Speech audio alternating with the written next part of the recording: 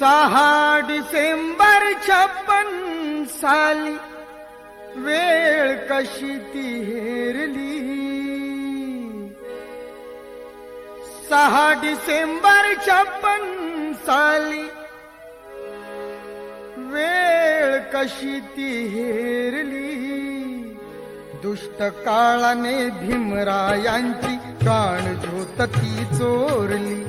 दुष्ट काळाने भीमरायांची प्राणज्योत ती चोरली.